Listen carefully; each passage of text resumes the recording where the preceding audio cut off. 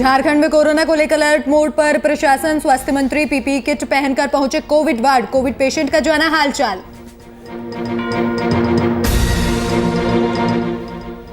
मां मुंडेश्वरी मंदिर पर पड़ा कोरोना का ग्रहण। 30 अप्रैल तक किया गया मंदिर बंद। श्रद्धालुओं को मंदिर से लौटना पड़ा वापस।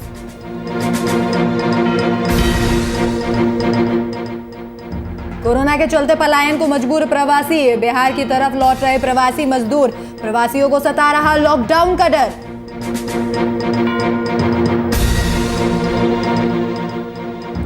और हरदोई में अवैध सट्टा व्यापार को रोकने में जुटी पुलिस। सट्टा माफिया गिरोह को पुलिस ने किया गिरफ्तार। पुलिस ने कई ठिकानों पर की छापेमारी।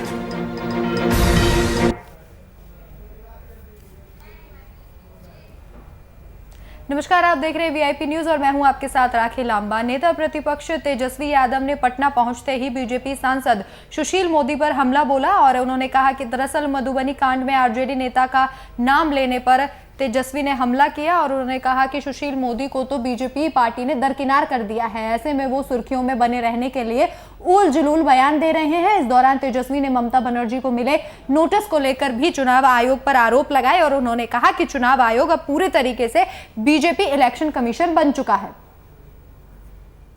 बात करके तो अनर्गल बयान देने में माहिर है।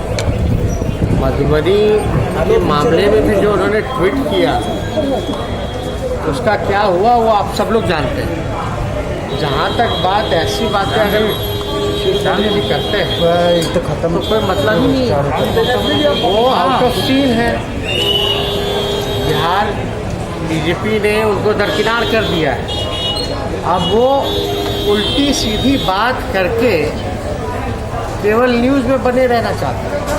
ये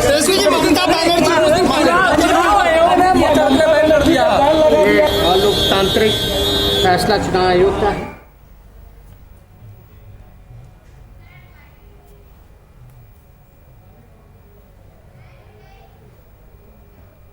झारखंड में कोरोना लगातार अपना विकराल रूप दिखाता रहा है और मामले बढ़ते ही यहाँ सरकार और प्रशासन हरकत में आ गई है और इसे रोकने के लिए सख्त रवैया अपना रही है। इसी कड़ी में राज्य के स्वास्थ्य मंत्री बन्ना गुप्ता खुद पीपीई किट पहनकर कोविड वार्ड पहुंचे और कोरोना मरीजों से मिलकर उनका हालचाल जाना, इसके साथ ही व्यवस्था की भी जानकारी ली।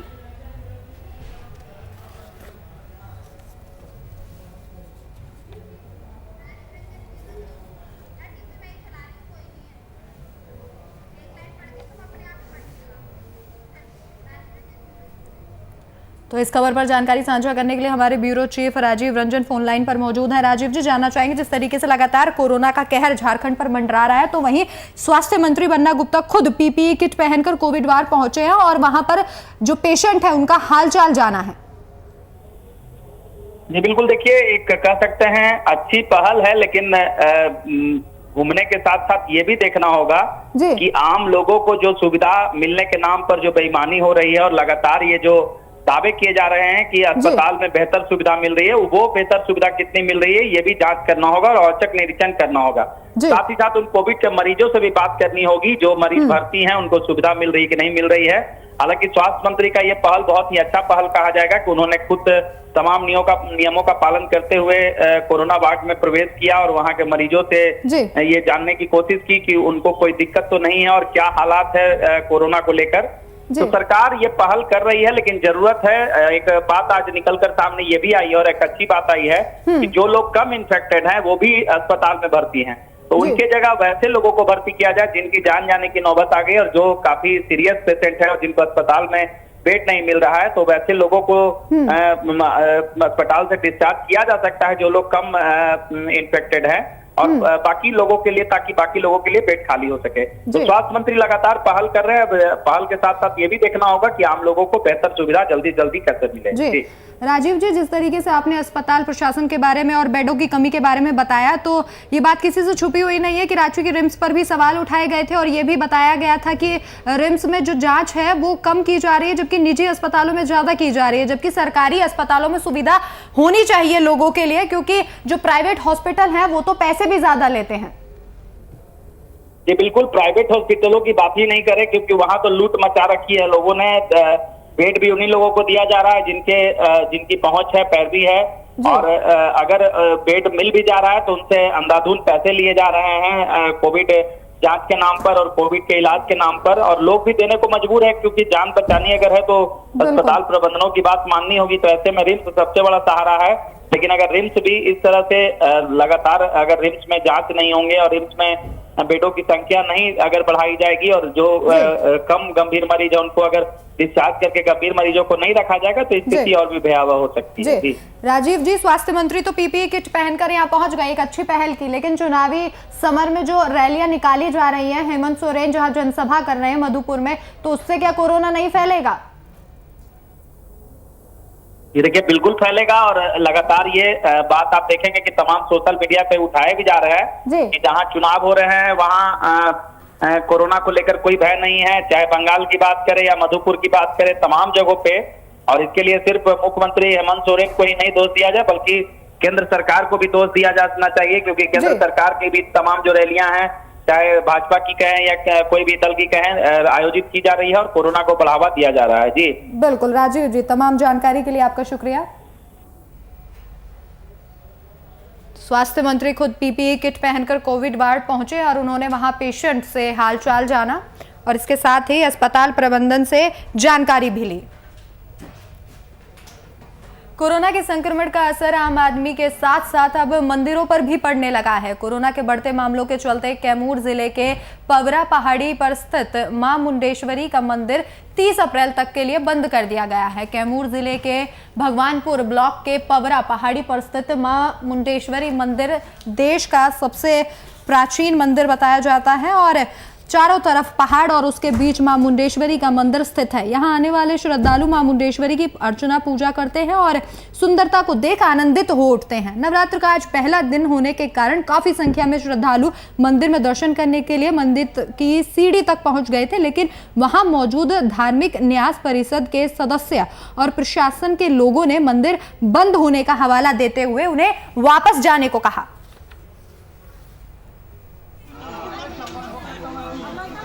ये स्थिति में श्रद्धालु आगे यही कर रहे हैं, जो भी भक्त अपने माता के दर्शन में मनोकामना लेकर जो भी आए हैं, जो भी श्रद्धालु आए हैं, जो भी सोच रहे हैं कि हम माता के दर्शन करें, तो कोरोना तत्काल में ये दूसरी बार मंदिर बंद हो चुकी है, मंदिर बंद है।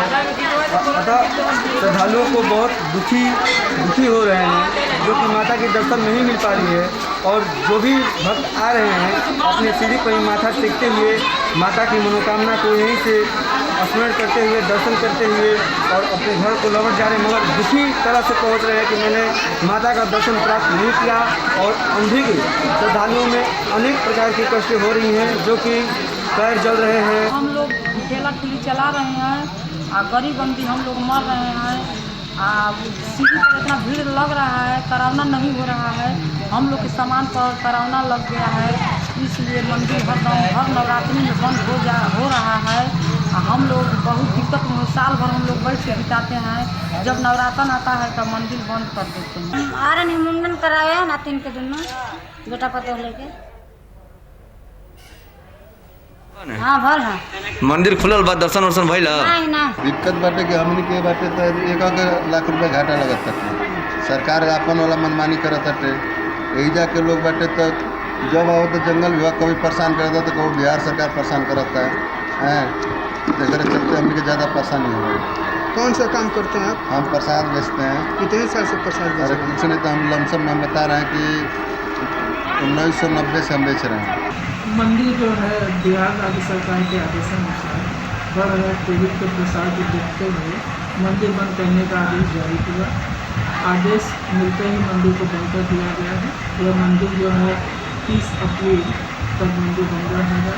और रही बात श्रद्धालुओं के आने की, तो किसी को जानकारी है, किसी को नहीं है। कोई श्रद्धावश भी आना चाह रहा है कि नहीं जाके हम मंदिर परिसर में नीचे ही कैंपस में जाएंगे, घूम लेंगे, इस उद्देश्य से श्रद्धालु आ रहे हैं। हालांकि उनके आने पर भी पाबंदी ही है, सरकार द्वारा, प्रशासन द्वारा भी जो है रोका जा रहा है। लेकिन जो लोग आ रहे हैं वो अपना नीचे से ही माथा टेक के अपने जा रहे हैं।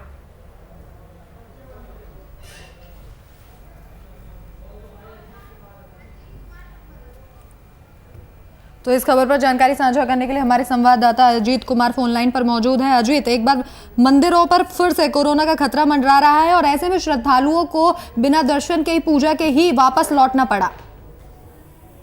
जी हाँ, देखिए जो कि कैमूर जिले का सबसे जो प्राचीन मंदिर माने जाने वाला जो है कि मां मुंडेश्वरी का मंदिर है जी। लेकिन श्रद्धालुओं को उत्तर प्रदेश और कई राज्यों से आकर तो चले जा रहे हैं बिना दर्शन करते हुए। कोरोना काल को देखते हुए कैमूर प्रशासन अगर पहले ही प्रचार प्रसार के माध्यम से कहा होता कि कोरोना काल चल रहा है जिससे मंदिर बंद होगी, तो वो इस वक्त नवरात्र के पहले दिन ही बिना दर्शन करते हुए जो है कि श्रद्धालु जो है पुनः वापस चले आए। वही दुकानदारों का साफ तौर पे कहना है कि इसके पहले भी नवरात्र के में जो है कि कोरोना काल चल रहा हुआ था, उस समय जो है काफी हम लोगों को परेशानी झेलना पड़ा। लेकिन इस बार उम्मीद था कि कोरोना की जो वजह से जो है कि मिलेगा हम लोगों को। इस बार दुकान भी काफी चले गए, लेकिन काफी लाखों रुपए का सामान मंगाकर नुकसान हमको झेलना पड़ रहा है। जो अजीत, पहले जो नवरात्रे थे वो भी कोरोना काल में थे और ये दूसरी बार ऐसा है जब नवरात्रे कोरोना काल में आ रहे, तो ऐसे में जो रोजगार का साधन है, जो दुकानदार वहाँ दुकान लगाते हैं, उनके लिए खांसी रोटी का जो समस्या है वो वहाँ उत्पन्न हो गई है। जी हाँ, बिल्कुल बिल्कुल वही दुकानदारों का साफ तौर पे आरोप है कि कैमूर प्रशासन अगर पहले ही 1 महीना पहले ही कह दिया होता कि कोरोना काल बढ़ता चला जा रहा है, तो उसमें अगर मंदिर पर दर्शन नहीं होगा तो हम लोग सामान मंगाकर नहीं रखते, लेकिन हम लोग का लाखों रुपए की सामान बर्बाद हो रहा है। जी अजीत, तमाम जानकारी के लिए आपका धन्यवाद।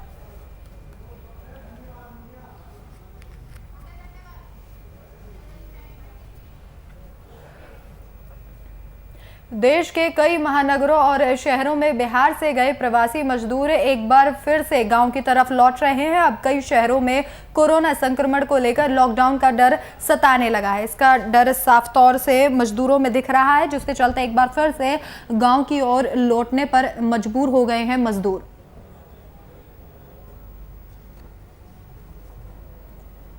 कई जगहों पर लॉकडाउन लगा दिया। जो भी मजदूर आ रहे हैं, हमारे मजदूर भाई जितने भी लौटेंगे उनको हम लोग मनरेगा में जॉब कार्ड के माध्यम से काम उपलब्ध कराएंगे। अन्य माध्यमों से भी उपलब्ध हम लोगों ने पिछले बार भी कराया है, इस बार भी कराएंगे। उसके लिए तैयारी चल रही है, तैयारियां हैं। मजदूर भाई आएंगे तो जो मनरेगा हमारे हर एक पंचायत में है, हर एक पंचायत में काम होता है, हम लोग उसको मजदूरी जरूर उपलब्ध कराएंगे। हम मुंबई में थे, वहाँ मशीन चलाते थे। अब आए हैं यहाँ देखिए क्या मिलता। उस बार तो भाग के आए थे, फिर इस बार लॉकडाउन लगने वाला था, इसलिए फिर भाग के चल आए। अब फिर देखिए क्या करते हैं। हम तो दिल्ली में रहते थे, वहाँ जींस का कंपनी था, उसी में कटिंग वटिंग का काम करते थे। इसके पहले लॉकडाउन हुआ था तो किसी कारण मतलब आने में नहीं बना था, तो वहीं रह गए थे। बहुत कष्ट से जीवन बिता दिए वहाँ 2-3 महीना जो भी। इस बार ऐसा लगा कि लॉकडाउन लगने वाला है डर सा, तो गाँव चले आए हैं।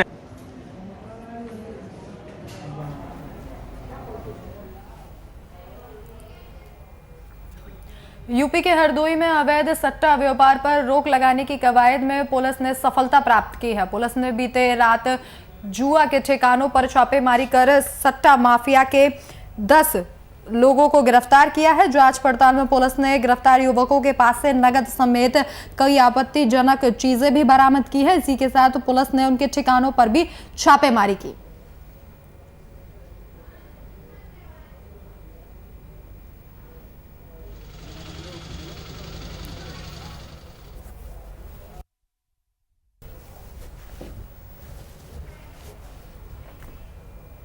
वहीं बिहार सरकार द्वारा जारी गाइडलाइन की लोग जमकर धज्जियां उड़ा रहे हैं। ताजा मामला भागलपुर के सुल्तानगंज का है, जहां भागलपुर मैथमेटिक्स क्लासेस कोचिंग संस्थानों की ओर से लगातार कोविड-19 के नियमों की धज्जियां उड़ाई जा रही हैं और कोचिंग संस्थान में बच्चों की पढ़ाई कराई जा रही है। वहीं मैथमेटिक्स क्लास के निर्देशक सुधांशु कुमार ने कहा कि हम जेल जाने के लिए तैयार हैं, लेकिन कोचिंग सेंटर बंद नहीं करेंगे।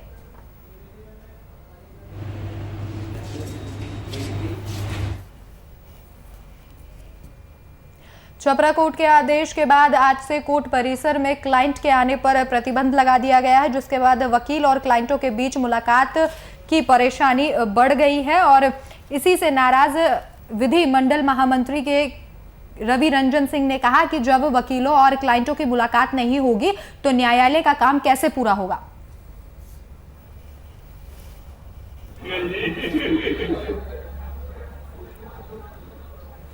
देखिए, मेरा मानना है कि फिजिकल कोर्ट होना चाहिए और जो गेट पर एक गेट जजेस के लिए फ्री कर दीजिए।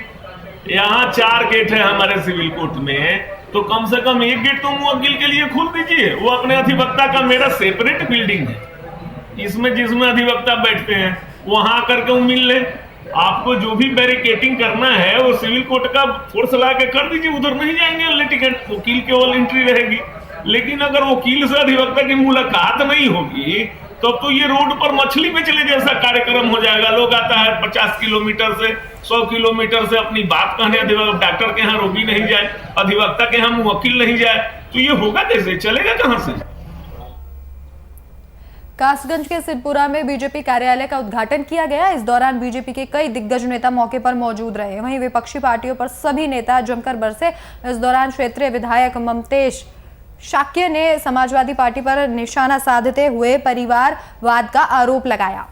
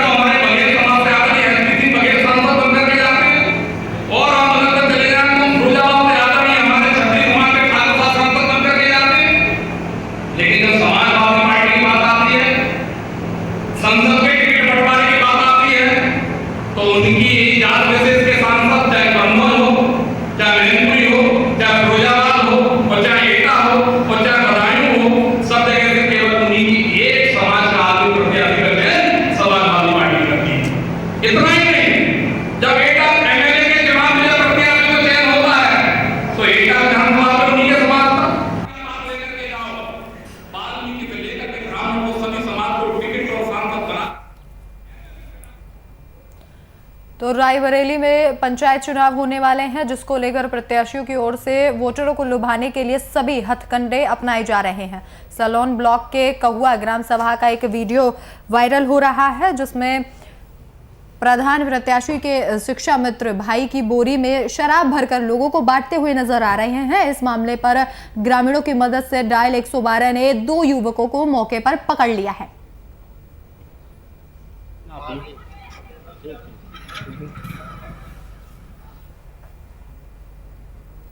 तो वहीं मध्य प्रदेश के अनूपपुर SECL सोहागपुर क्षेत्र में वैक्सीनेशन का काम लगातार जारी है। BCH hospital, Rajendra colliery dispensary और सहित बागवा डिस्पेंसरी में कोरोना गाइडलाइन का पालन किया जा रहा है। और आपको बता दें कि डिस्पेंसरी में जाकर लोग वैक्सीन लगवा सकते हैं। वहीं वैक्सीनेशन को देखते हुए सोहागपुर महाप्रबंधक शंकर नागाचारी के इस काम के लिए लोगों ने आभार व्यक्त किया है। शंकर नागाचारी जी द्वारा जो प्रयास किया गया है, SECL के सभी डिस्पेंसरियों में जो ये सुविधा दी गई है, लोग बहुत आसानी से टीका लगवा रहे हैं और सोशल डिस्टेंसिंग का पालन करते हुए सभी लोग टीका लगवा रहे हैं। डॉक्टर की टीम भी बहुत अच्छा व्यवहार कर रही है और टीका लगाने के बाद भी जिनको टीका लग जा रहा है उन्हें बहुत अच्छी तरह से इस कोविड-19 के टीके के बारे में समझाया जा रहा है। तो मैं धन्यवाद देता हूँ नागाचारी साहब। SECL सोहागपुर क्षेत्र के महाप्रबंधक शंकर नागाचारी जी का धन्यवाद करता हूँ कि उनके अथक प्रयासों से हमारे SECL सोहागपुर क्षेत्र में मंगवार, राजेंद्र, बुहार सेंटर हॉस्पिटल और संजय नगर डिस्पेंसरी को कोविड का वैक्सीनेशन सेंटर बनाया गया है। कहाँ कहाँ के लोग आ पा रहे हैं यहाँ पे? यहाँ पे आसपास के हमारे SECL के लोग तो हैं ही, काफ़ी लोग आ रहे हैं। क्षेत्रीय लोग भी काफ़ी आ रहे हैं, हिरौल से आ रहे हैं, पटना से आ रहे हैं, मेमोरी से भी यहाँ लोग, रामलाई से भी लोग यहाँ पे आ रहे हैं।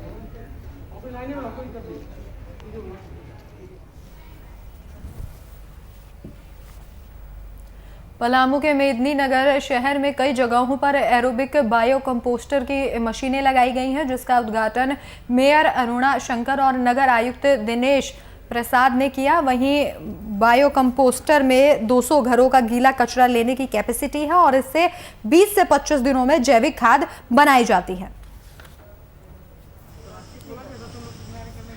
मेदिनीनगर निगम के द्वारा जो हम लोग है 4 जगहों पे एरोबिक बायो कंपोस्टर लगाए हैं, जिसका मेन उद्देश्य है कि हमारे घरों में जो डेली जो गीले कचरे निकलते हैं, ऐसा कोई घर नहीं है जिसमें गीला कचरा नहीं निकलता होगा।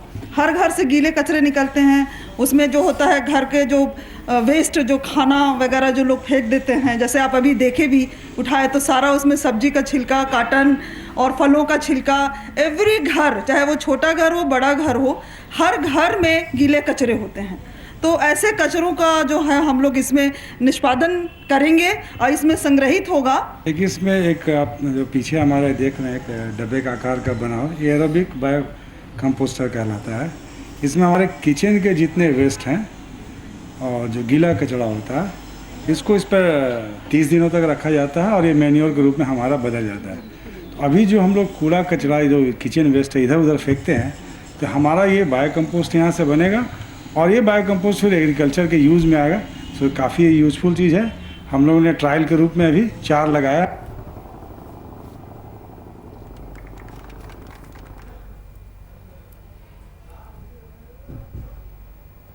बोकारो जिला के दुगदा थाना क्षेत्र से छेड़खानी का मामला सामने आया है। आपको जानकारी दे दें कि सरस्वती शिशु विद्या मंदिर के प्राचार्य पर 2 छात्राओं के साथ छेड़खानी का मामला सामने आया है। वहीं इस पूरी घटना को लेकर ग्रामीणों में आक्रोश देखने को मिला है। वहीं इस मामले को दुगदा थाना पुलिस और चंद्रपुर थाना पुलिस सहित झरिया ओपी इंस्पेक्टर ने गंभीरता से लिया है। दरअसल पूरा मामला छेड़खानी का है, जिसमें 9वीं की छात्रा को प्रैक्टिकल के लिए बुलाया गया और छेड़खानी की गई। फिलहाल पुलिस आरोपी की जांच कर रही है।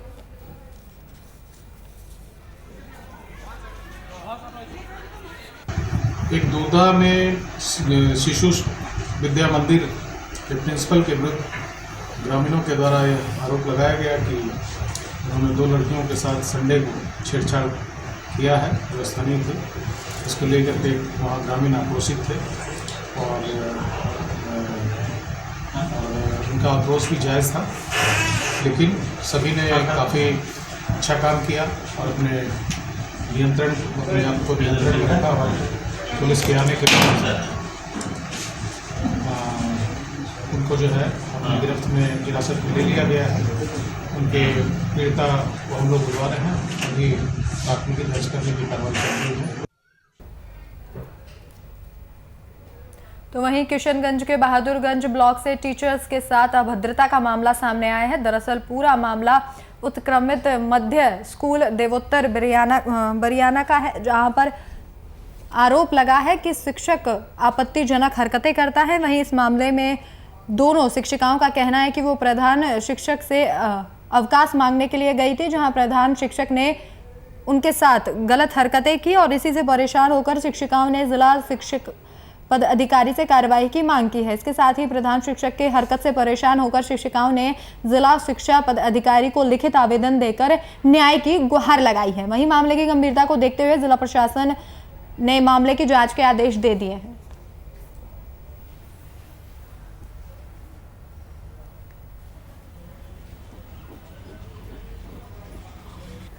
वैसे तो मामला तो बहुत है हम लोग का, लेकिन हम लोग जैसे बाथरूम का दिक्कत है, शौचालय का चाबी नहीं दे रहे हैं, मांगने पे भी बोल रहे हैं कि नहीं गंदा है, हो जाएगा, साफ कौन कराएगा।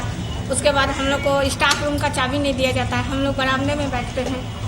क्यों? और भी बहुत सारा परेशानी। क्यों नहीं देते? मतलब वो तो स्कूल उनका बहुत बहाना है और वो बार बार कहते हैं कि हम नियमित हैं, तुम लोग नियोजित हो, ये सब धमकी देते हैं।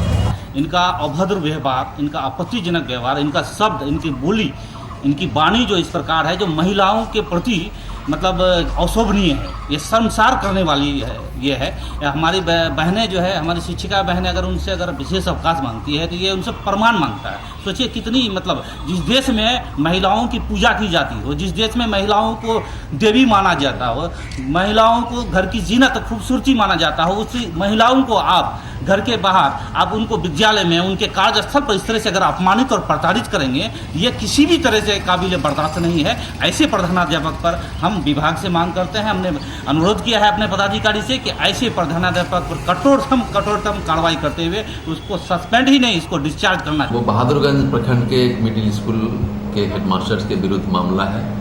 उस पर कई शिक्षिकाओं ने आवेदन दे करके आरोप लगाया है कि स्कूल में उनका बर्ताव सही नहीं रहता है। इस बाबत हम जांच करा रहे हैं। जांच कराकर जो प्रतिवेदन आएगा उसके आलोक में कार्रवाई की जाएगी।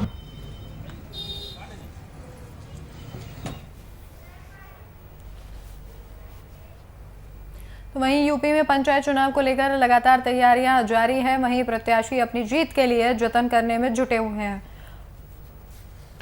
और इसी कड़ी में रायबरेली में 15 अप्रैल को मतदान होना है और इसी दौरान चुनाव प्रचार के दौरान प्रधान प्रत्याशी के चुनाव में लगे कार्यकर्ताओं के लिए भोजन बना रहा था और जिसके बाद एक हादसा हुआ और सिलेंडर फट गया, जिससे मौके पर ही 5 लोग घायल हो गए और इस आग में झुलस गए। हालांकि गंभीर स्थिति में उन लोगों को अस्पताल में भर्ती करवाया गया। तो फिलहाल इस वक्त के बुलेटिन में मेरे साथ इतना ही। देश और दुनिया की तमाम बड़ी खबरों के लिए देखते रहिए VIP न्यूज़। नमस्कार।